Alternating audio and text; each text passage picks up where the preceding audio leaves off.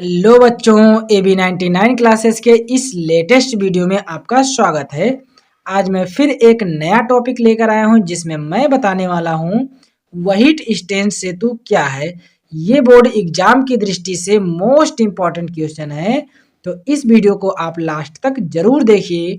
और इससे पहले आप मोस्ट इम्पॉर्टेंट क्वेश्चन जैसे ओम के नियम और केमिस्ट्री में अगर देखें हाइबर विधि, संपर्क विधि, ओस्टवाल विधि आदि जैसे वीडियो को नहीं देखे हैं तो सभी वीडियो का लिंक डिस्क्रिप्शन में है, उस पर क्लिक कीजिए और वीडियो को पूरी तरह से देखिए, क्योंकि जितने भी वीडियो इस पर डाले जा रहे हैं इस समय वो सारे मोस्ट इम्पॉर्टेंट हैं।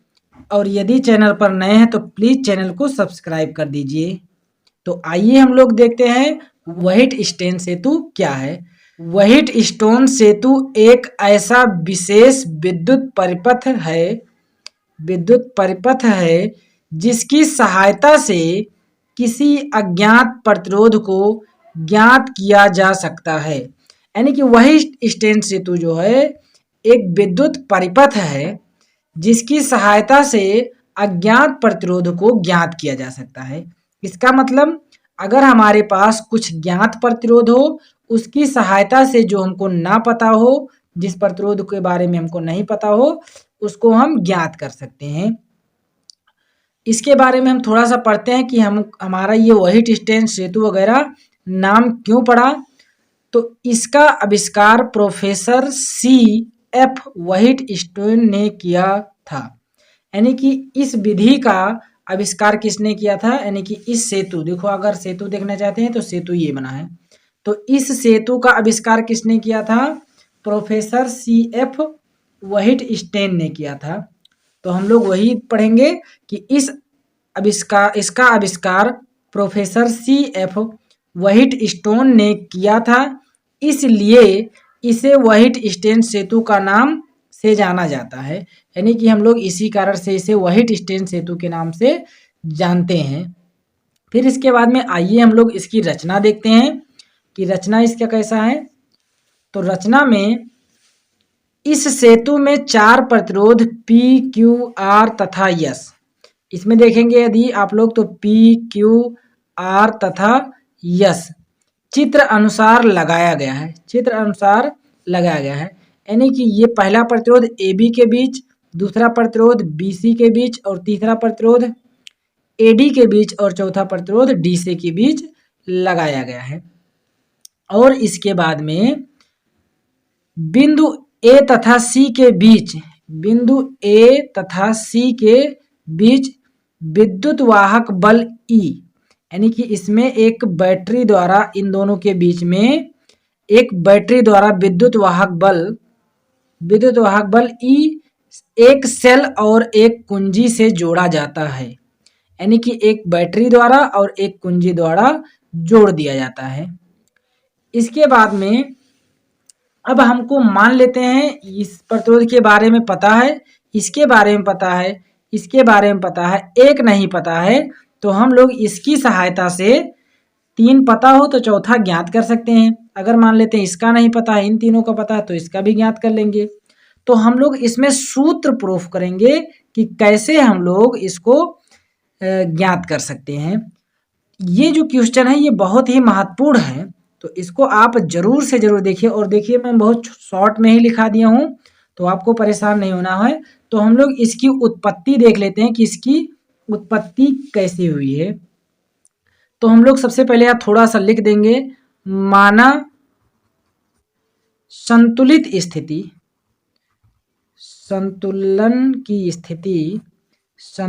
की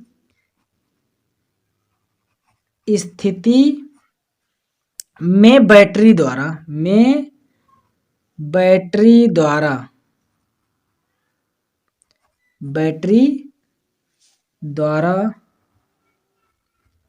दी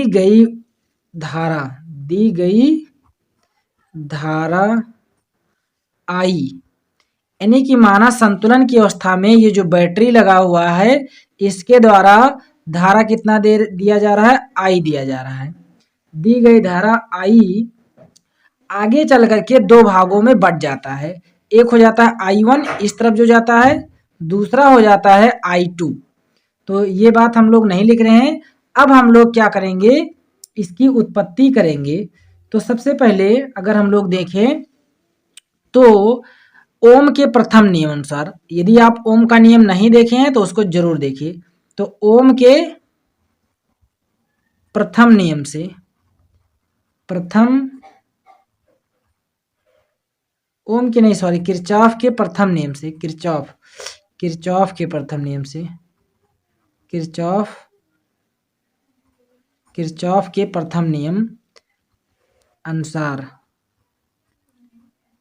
किरचॉफ के प्रथम नियम अनुसार हमको क्या पता था कि किसी भी संधि पर आने वाली धारा तथा जाने वाली धारा का मान क्या होता है, शून्य होता है। यानी कि आने वाला धारा I, जाने वाला धारा को हम लोग क्या लिखते हैं, माइनस में, -I1, और दूसरा भी जाने वाला धारा है तो -I2 बराबर क्या होता है, शून्य होता है। अगर हम लोग देखें यहाँ पर इन दोनों को उस तरफ कर देंगे तो टोटल धारा कितना हो जाएगा, I1, ये माइनस का उधर जाएगा तो प्लस का हो जाएगा, I1 प्लस में ये भी जाएगा उधर, तब प्लस में हो जाएगा I2। यानी कि टोटल धारा कितना बह रहा है इसमें, I1 और I2 बह रहा है। ये हमारा क्या है, समीकरण 1 कह देते हैं, ये प्रथम नियम अनुसार। इसके बाद में हम लोग द्वितीय नियम देखेंगे जिसको हम लोग कहते थे लूप नियम। तो हम लेंगे लूप नियम लगाने पर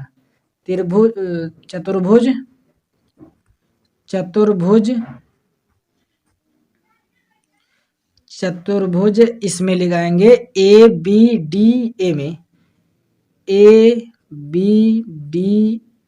में लूप नियम लगाने पर, लूप नियम यानी कि हम लोग दूसरा नियम देखेंगे, लूप नियम लगाने पर।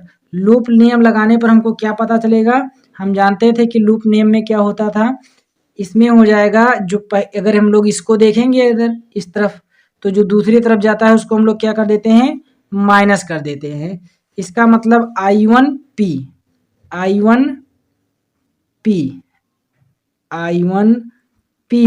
माइनस I2R क्या हो जाएगा, -I2R बराबर, यहाँ लिखेंगे I2R बराबर 0।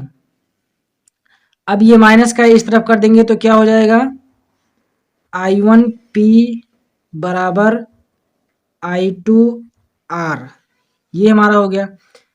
अब हम लोग देखेंगे इस तरफ वाले जो इधर का चतुर्भुज एक मिल रहा है हमारा, 1 2 3, ये त्रिभुज ही है, 4 भुजाएं हैं ABCD, ये त्रिभुज ही है, चतुर्भुज AB है ना। तो इस तरफ हम लोग अब नियम लगाएंगे, इस तरफ नियम लगाएंगे तो क्या होगा, चतुर्भुज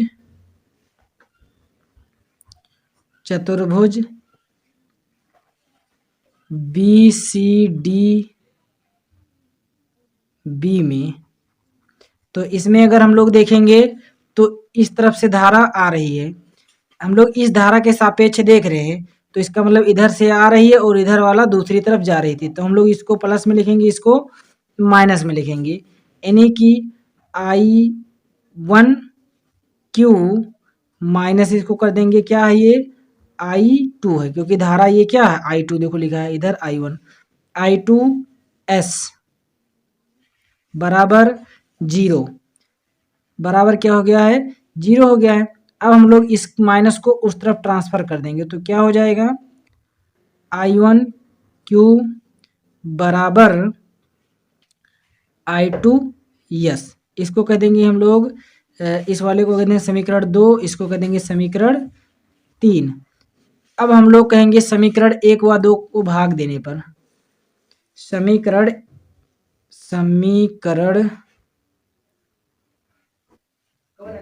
2 को 3 से भाग देने पर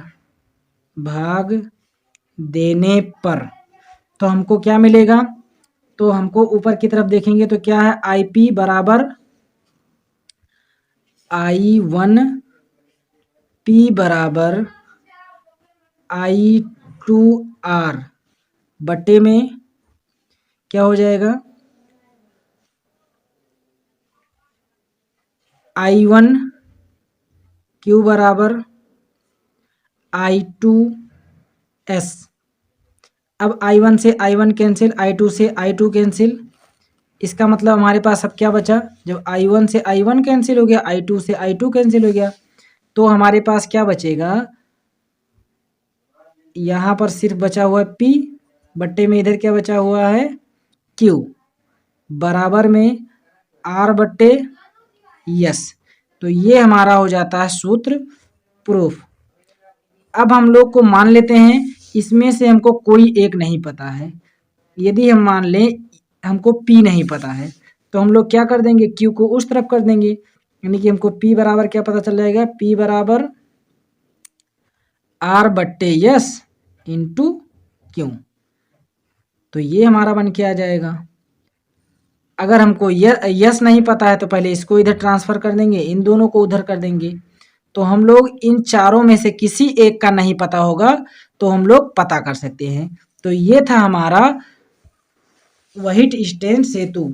ये किरचॉफ के नियम पर हमने लगाया है। तो यदि आपको वीडियो कहीं भी पसंद आया हो तो प्लीज़ वीडियो को लाइक कर दीजिए, और यदि चैनल पर नए हैं तो दोस्तों चैनल को सब्सक्राइब कर दीजिए। फिर हम लोग मिलते हैं अगले वीडियो में। धन्यवाद साथियों।